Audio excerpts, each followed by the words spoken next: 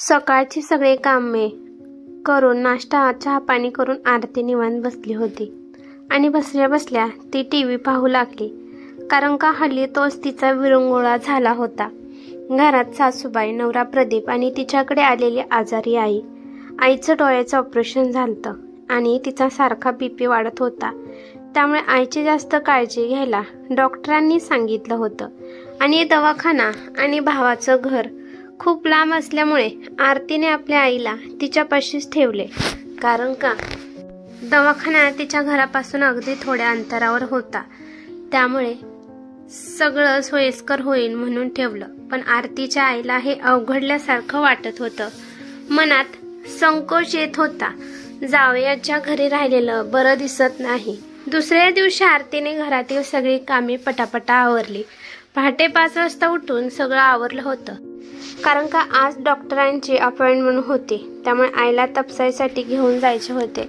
सासूबाईला नाश्ता देऊन, नवऱ्याला टिफिन देऊन मुलगा शाळेत गेलता। त्याचा आवरून आरती आणि तिच्या दवाखान्यात निघाली। रिक्षा गेटपाशी आधीच होती, पण आईची फाईल आतमध्ये राहिली होती म्हणून ती आणाय गेली। दार उघडेच होते म्हणून ती आतमध्ये जायला निघाली, तेव्हा सासूबाई नाश्ता करत बसल्या होत्या आणि त्यांच्या मुलीला म्हणजेच आरतीच्या नणंदबाईला तावातावात फोनवर सांगत होत्या की अगं, तुझी वहिनी तिच्या आईला घेऊन 15 दिवस झाले इथं राहिली आहे। ती आल्यापासून आम्हाला खाता येत नाही ना पिता येत नाही, मोजमस्ती करायला येत नाही। काहीतरी कारण सांगून हिने तिच्या भावाकडे लावायचं असतं तिच्या आईला, तर इथं आमच्या मड्यावर घेऊन आली या। भावाला बरं झालं, बहिणीवर आईची जबाबदारी ढकलून मोकळा झाला। आणि ते तुझ्या भावाला सुद्धा आवडलं नाही बरं का। तो पण मला म्हणत होता, कशाला घेऊन आली ही बाई या बाईला, एकतर हिचा ताप कमी आहे का। आणि नंतर स्वतःच्या आईला घेऊन बसली। आई त्या वेळेत नागोबासारखी बसली आहे। आम्हा दोघांची सगळी प्रायव्हसी गेली आहे आणि मनसोक्त घरात हिंडू पण शकत नाही। आरती दाराशी उभी राहून ऐकत होती आणि तिच्या डोळ्यात आपोआपच अश्रू आले। इतकी वर्ष मी या घरातल्या माणसांना आपलं मानलं, या घरासाठी कष्ट केलं, सगळ्यांची सेवा केली आणि हे अजून मला परकी समजतात। सासूबाई जे ठीक आहे ते त्यांचं कर्तव्य आहे मला बोलायचं, आणि माझा नवरा तोही तसंच निघाला। कमीत कमी सासऱ्यांची केलेली सेवा तरी यांनी लक्षात ठेवायला पाहिजे होती। प्रदीप ऑफिसला निघून जायचा, सासूबाई सासऱ्यांची सेवा करायला धुसफूस करायच्या, त्यामुळे राहिली आरती। तिला जबाबदारीपासून पळता येत नव्हतं। सगळे निसटून जायचे पण तिला निसटता येत नव्हतं। लग्न झाल्यावर घरात पहिलं पाऊल टाकताच तिने सासू सासऱ्यांना आई वडिलांची जागा दिली होती, त्यामुळे सासरे आजारी होते तेव्हा तिने खूप सेवा केली त्यांची। सासऱ्यांना जर मी माझं मानलं तर माझ्या माहेरच्यांना त्याने आपलं का मानू नये। माझ्या आईला असं परक असल्यासारखी का वागणूक देतात। लग्न झाल्यापासून जावई म्हणून माझ्या आईने किती लाड पुरवले प्रदीपचे, पण त्याला त्याची जाणीव राहिली नाही। आता तिच्या जीवाशी आले तर पळता पाय काढतोय हा, असा विचार करून ती आतमध्ये सरळ थेट गेली आणि फाईल घेऊन बाहेर आली। पण तिच्या डोक्यातले विचार काय जात नव्हते। माझ्या आईला सांभाळायचं, यांना माझ्या आईवडिलांची जबाबदारी नको आहे। पण आरतीने कधीच तसा विचार करत नाही। आपलं म्हणून सासऱ्यांची सेवा करत होती। सासरे शेवटच्या घटकापर्यंत आरतीचं नाव घेत होते। स्वतःच्या मुलाचं नाव घेतलं नाही, पण आरतीचं नाव घेतलं आणि नवऱ्याला आणि सासूला तेच खुपलं आणि म्हणाले, कोण कोणाची परकी पोरगी आणि मरताना तिचं नाव घेऊन गेला, म्हणून त्याच्या नावाने दोघं पण बोटे मोडत होते। आणि लग्न झाल्यापासून आरतीला तिच्या मनासारखं काहीच करून देत नाही सासू, आणि भाजी कोणती करायची, पडदे कोणते लावायचे, यापासून सगळ्या गोष्टी सासू सांगत होती। तिच्या मनासारखं नाही झालं तर सासू बडबड सुरू करते। एवढं सहन करून पण आरती गप्प होती। सगळे निसटून जायचे आणि सासूबाईचं बडबड ऐकायला आरती राहायची। मुलींना लग्न होताना सांगितलेलं असतं की लग्न झालं किती बी संकट आली तरी घर सोडायचं नाही, सासर हेच तिचं घर आहे। आईला रिक्षावाल्याने आतमध्ये बसवलं होतं। कोण कोणाचा तो पण मदतीला आलता, पण एक घरातले साधं विचारत सुद्धा नाहीत माझ्या आईला। का ग आरती बाळा, किती वेळ झाला तू गेली आहे, इतका वेळ का लावला। मग आरती म्हणाली, अगं आई फाईल सापडत नव्हती, मग ती मनात म्हणाली, आई मला फाईल आणायला उशीर नाही झाला, मला माणसं ओळखायला उशीर झाला. आणि मग त्या दोघी हॉस्पिटलमध्ये गेल्या. हॉस्पिटलमध्ये खूप गर्दी होती. आरतीने आईला एका जागेवर बसवलं आणि आईचं नाव नोंदवून आली. आईच्या डोळ्याचं ऑपरेशन झालं म्हणून तिला जास्त काही दिसत नव्हतं. रिसेप्शनवाल्याने सांगितलं की डॉक्टरांना उशीर होईल, तुम्ही बसू शकता. मग आरती आपल्या आईपाशी जाऊन बसली. आजारपणामुळे आईच्या सुकलेल्या चेहऱ्याकडे पाहून आरतीचे डोळे पाणावले. आईने पाहू नये म्हणून ती उठून दुसरीकडे गेली आणि मनाला समजूत घालून ती नंतर आईपाशी आली आणि आई आरतीला म्हणाली, बाळा डॉक्टर आले ना, त्यांना म्हण किती दिवस लागणार आहे मला माझ्या घरी जायचं आहे. जावयाच्या घरी किती दिवस राहणार? का ग आई असे बोलते? जावयाचं घर काय म्हणते? मुलीचं घर नाही का ते? आरतीने आईकडे रोखून पाहिलं. आई माझ्या लग्नाला 15 वर्ष झाले तरी पण तू जावयाचं घर म्हणते. मुलीचा काय हक्क नाही का त्या घरावर? अगं तसं नाही म्हणायचं मला. आई सावरून घेत म्हणाली, म्हणजे गोखल्यांचं घर ग. माझ्या घरी गेले ना कसं मोकळेपणाने वाटेल मला, सर्वांना बोलायला, गप्पा गोष्टी करायला. तुझ्या सासरच्या माणसाची अडचण होते ग, माझ्यामुळे हे मला समजतंय ग. हे बघ आई असं काही नाही, तुझ्या मनाचा भ्रम आहे तो काढून टाक. आरती अजून विचार करायला लागली. गोखल्यांचं घर म्हणजे? जावयाचं घर. आईचं घर म्हणजे दादाचं घर. मग माझं घर नक्की कुठलं?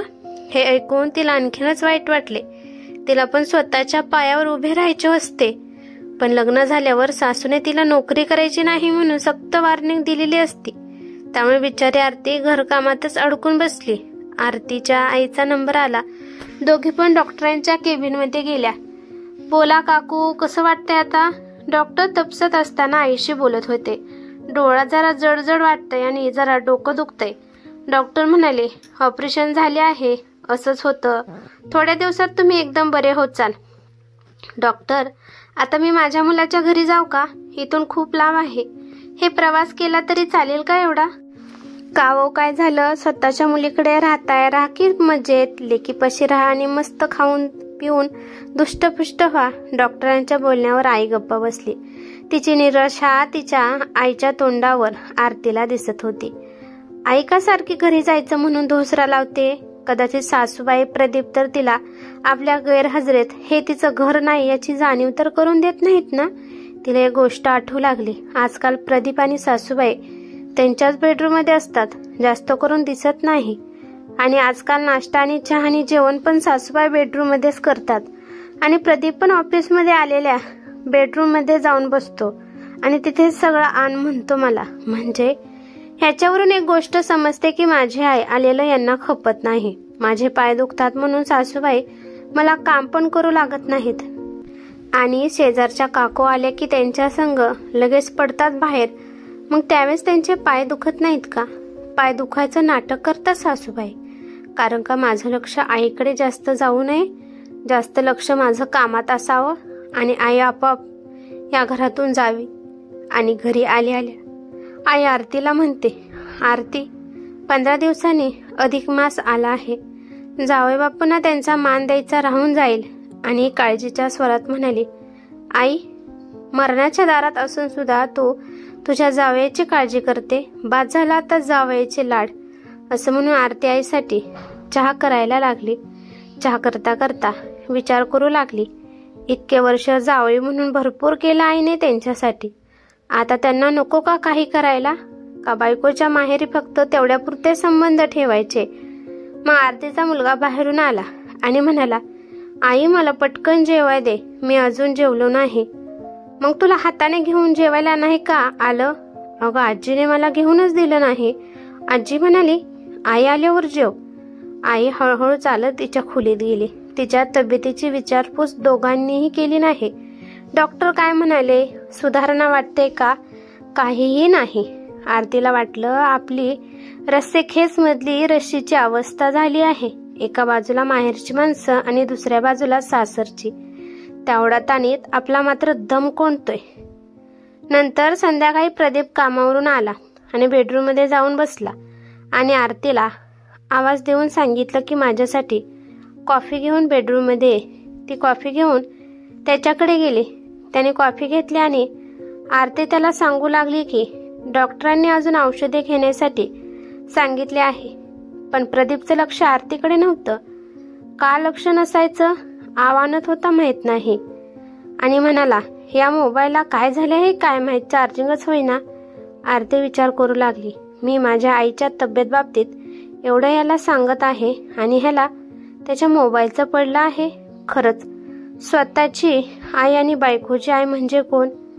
ती तशीच उठून किचनमध्ये आली आणि विचार करू लागली, त्यांना माझ्या आईच्या तब्येतीबाबत काही सुद्धा घेणं देणं नाही. बरं झालं मला भाऊ आहे. ज्या मुलींना भाऊ नसतो, एकुलती एक मुलगी असते, अशा मुलींच्या आई वडिलांच्या म्हातारपणात कसं होत असेल देव जाणे. आई नव्हती तेव्हा सासूबाई कामाला थोड्या हातभार लावत होत्या, पण आता एक काम सुद्धा करत नाहीत त्या.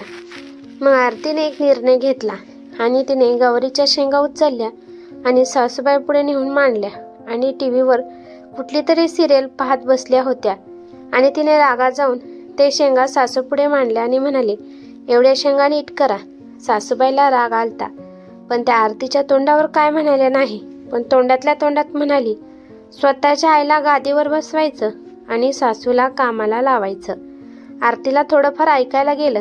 तिने मागं वळून पाहिलं आणि सासूबाईला म्हणाले, काय म्हणालास? काही नाही सुनबाई, ते मालिकेतलं बोलत होते.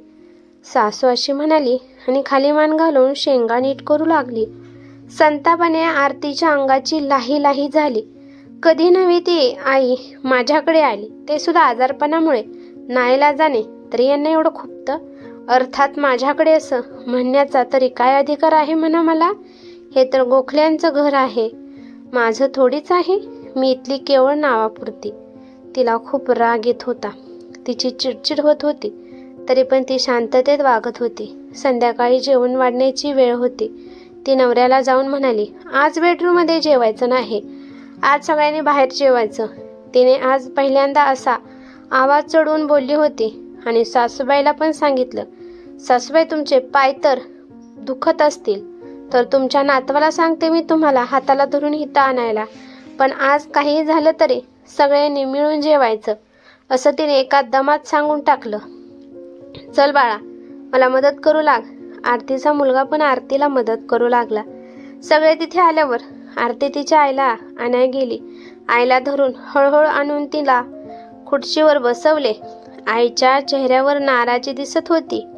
तिला अवघडल्यासारखं होत होतं आणि आरती म्हणाली, आई अजिबात संकोच करू नको, स्वतःच्या मुलीकडे तू राहण्यासाठी आली आहे, यात कसला संकोच मानते?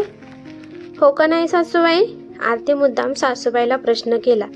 असं म्हणल्यावर सासू गडबडली. तू मला जन्म दिलास, खस्ता खाल्ल्यास, मोठं केलंस, शिक्षण दिलंस आणि व्यवस्थित लग्न करून दिलंस. मग आता तुझं करायची वेळ आली तर मी जबाबदारी टाळणं योग्य आहे का? हो की नाही प्रदीप? अर्ध लक्ष जेवणाकडे आणि अर्ध लक्ष मोबाईलकडे असणारा प्रदीप गडबडला. बाबाजी, प्रदीपचे वडील, मरताना 2-3 महिने अंथरुणावर होते. मी विना तक्रार त्यांची सेवा केली. मी प्रदीपच्या वडिलांची सेवा केली. मग आता प्रदीप माझ्या आईची सेवा करण्यासाठी माझी मदत नक्कीच करेल. हो का नाही प्रदीप? आज आरतीला काय झाले म्हणून सगळे तिच्याकडे चकित होऊन पाहत होते. आरतीचा मुलगा आईचा मूड पाहून पटापटा जेवण करून निघून गेला. आईला वाटतंय अधिकाचा महिना आलाय आणि जावयाला मान पण द्यायचा आणि मी अशी आजारी आहे. तिच्या मनात आलं, आजारपणात किती खर्च झाला याची एका शब्दानेही चौकशी न करणारा आपला नवरा अधिकाचं वाण घ्यायला एका पायावर तयार आहे. असं म्हणता तिचा मोबाईल वाजला आणि तिने पाहिलं तर तिच्या भावाचा फोन होता आणि तिचा भाऊ म्हणाला, ताई मी आईला 2-3 दिवसात घेऊन जातो, ती खूप कंटाळली आहे तिथं. कधी नेतोस मला म्हणून मला सारखी फोन करून विचारते आणि तिची आता तब्येत पण बरी आहे अशी ती म्हणत आहे आणि मी तिला घेऊन जातो. बरं म्हणून आरतीने फोन ठेवून दिला. गेल्या 15 दिवसातच सगळ्यांचे खरे चेहरे तिला दिसले होते. आपल्याला भावनिक होऊन चालणार नाही, व्यवहारी पातळीवर जाऊन आपल्याला वागायला पाहिजे. तेव्हापासून आरती विचार करून वागते, भावनांच्या आहारी जात नाही आणि तिला माणसाची पारख कशी करायची हे समजायला लागलं. ही दुनिया भावना प्रधान माणसासाठी नाही हे तिला कळून चुकलं आहे. तर मित्रांनो, तुम्हाला ही कथा कशी वाटली कमेंट करून कळवा आणि व्हिडिओला लाईक, चॅनेलला सबस्क्राईब करायला अजिबात विसरू नका. धन्यवाद.